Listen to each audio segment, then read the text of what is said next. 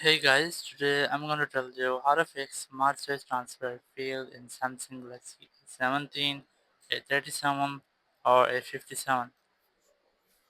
If you're using Galaxy A17, A37 or A57, you're facing the issue that your smart switch transfer has been failed. So let's see some possible fixes for this.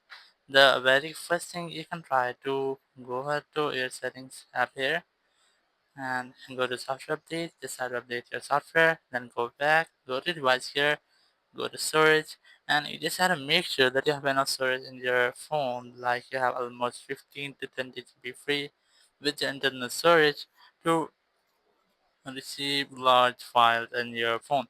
And once you have done, your issue might have been fixed. If it's still not fixed your issue, so you can try to go to the app section and this app screen here, just go to search for smart switch. Click on it, and here click on these three dots, click on settings, click on about smart switch, make sure that you're connected to internet, and it here you will see if you have any pending updates for your smart switch app. So you will get that here.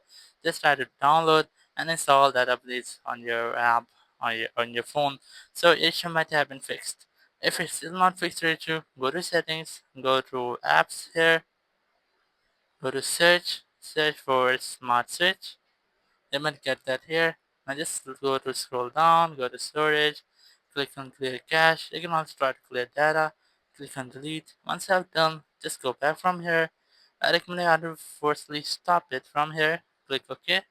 Now just go back, scroll down, click on this power icon, click on restart, and click on this restart icon again to have a restart your phone.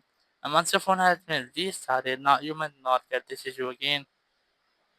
After restarting your phone, you have to simply retry to transfer files using Smart Switch, and this time you might not get this issue. Thank you very much for watching the video. Until next video, bye bye.